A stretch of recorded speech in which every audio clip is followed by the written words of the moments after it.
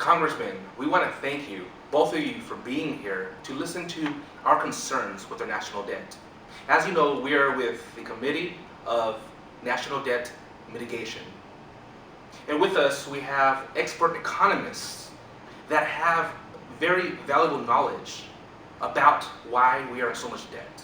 So as each economist is going to tell you the debt situation per topic, we want you to consider what you're hearing.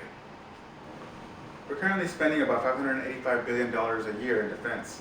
Every year we have more than $300 million being spent with no explanation. The money is not being accounted for. $19 billion was spent last year on 2 ships and 34 planes. We fund over 2/3 of NATO's global influence.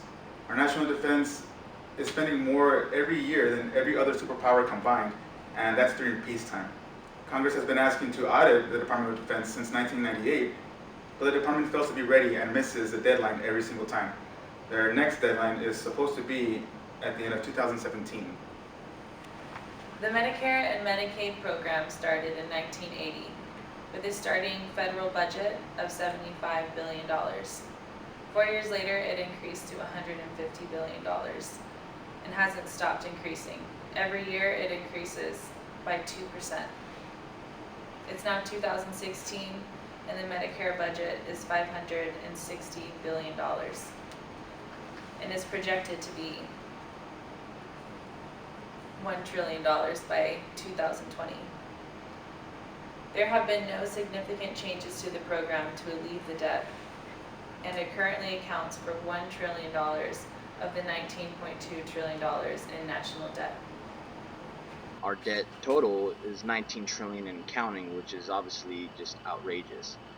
With about $500 million just in interest that we pay a year. Last year was about $456, and now we're paying just about $500 million in interest a year, and that is 6.5% interest rate roughly. What I'm asking is, why have we, got to this point where we're spending irresponsibly, spending just without remorse?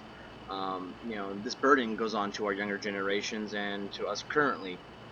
So we want to know who is responsible for spending in such a manner, and more so, why you want to raise the debt ceiling when we need to focus on is erasing these bad spending habits and create spending where we can sustain ourselves, because going the way we're going, we are not going to get far. Well, Congressman, in closing, you heard what these economists had to say. So if Washington fails to begin to realize the situation we're in, we can have a meltdown, sort of like Greece style. If lawmakers do not get their act together, we could have a meltdown, like I said. And they need to focus on eliminating waste, inappropriate spending, and duplication. They also need to leave alone what's already good and appropriate in areas where it can be managed by the local and allow the states to handle them. Even more, they should change to the entitlement programs so that they become more affordable and help those with greater needs. Congress should also fully fund national defense, a core constitutional function of government. Lawmakers should build on the success of the Budget Control Act of 2011 by limiting all non-interest spending with a firm cap that targets those spending levels necessary to reach balance before the end of the decade. So, Mr. Congressman, after hearing all these facts and these potential solutions, what can you say about us getting together, uniting to bring down this national debt?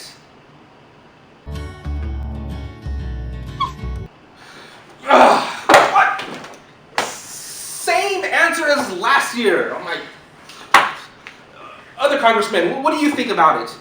Come on, just give us something. Are you kidding me? Ridiculous. What? Out of here. Out of here.